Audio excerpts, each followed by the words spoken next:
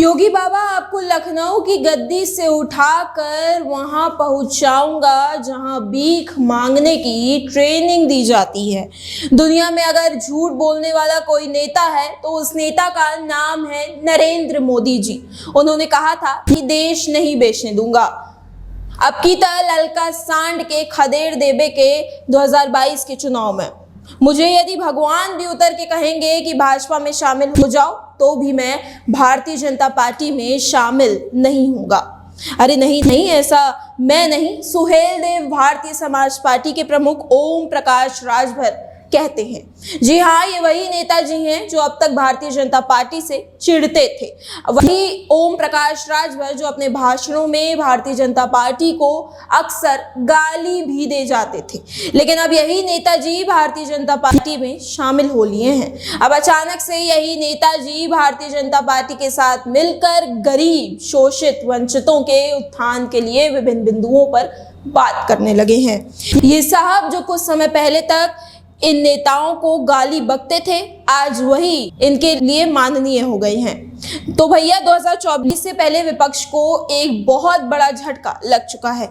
2024 लोकसभा चुनाव की तारीखें जैसे जैसे नजदीक आ रही हैं, एनडीए और यूपीए दोनों ही चुनावी दंगल के लिए अपने अपने गढ़ को मजबूत करने की कवायद में पूरे दमखम के साथ जुट गए हैं। एक तरफ जहां विपक्षी दलों द्वारा भाजपा को हराने के लिए गठबंधन किया जा रहा है, वहीं दूसरी तरफ भाजपा भी अपनी पकड़ को मजबूत करने में जुट चुकी है।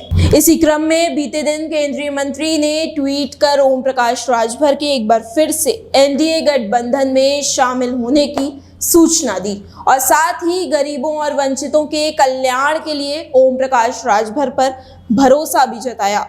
अमित शाह ने मुलाकात की एक फोटो भी शेयर की जिसमें राजभर के साथ उनके बेटे अरविंद राजभर भी नजर आ रहे हैं। उन्होंने कैप्शन में लिखा, श्री ओम प्रकाश राजभर जी से दिल्ली में भेंट हुई और उन्होंने प्रधानमंत्री श्री नरेंद्र मोदी जी के नेतृत्व वाले एनडीए गठबंधन में आने का निर्णय लिया।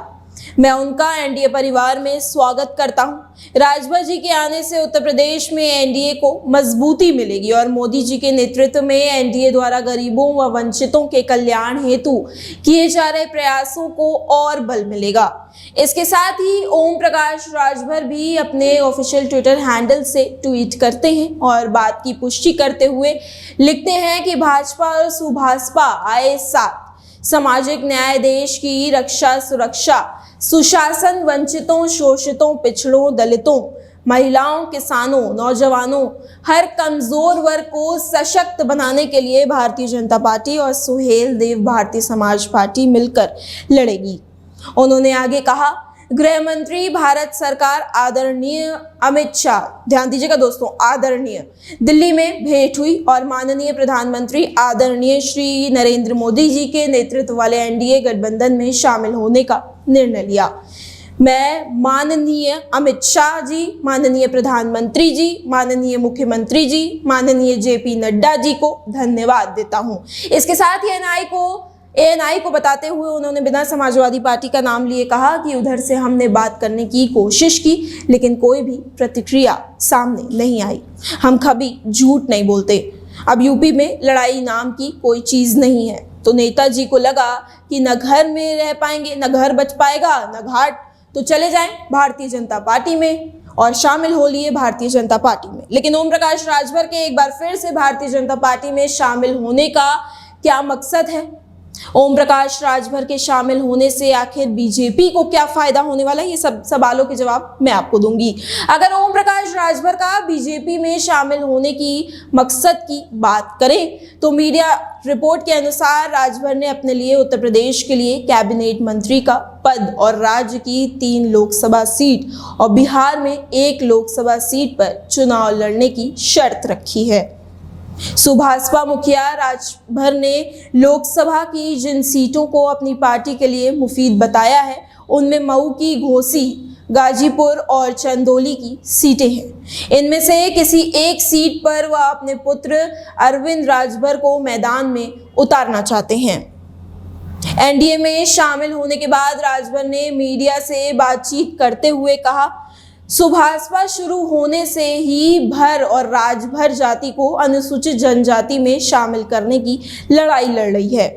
एनडीए में शामिल होने के बाद इस लड़ाई को बल मिलेगा, क्योंकि मोदी व योगी की सरकार सुभाषपा के विचारों और सिद्धांतों को आगे बढ़ाने का कार्य कर रही है। लोकसभा में सीटों के बंटवारे और प्रदेश सरकार में भूमिका पर फैसला 18 जुलाई 2023 को प्रधानमंत्री नरेंद्र मोदी की मौजूदगी में होने वाली एनडीए की बैठक में होगा। अगर राजभर के जुड़ जाने से भारतीय जनता पार्टी का क्या फायदा होगा, इसकी बात करें तो देखिए, मोदी और योगी का उत्तर प्रदेश का टारगेट फिक्स है, जिसके लिए ओम प्रकाश राजभर को भाजपा का साथ रखना अमित शाह और पार्टी के लिए महत्वपूर्ण हो जाता है।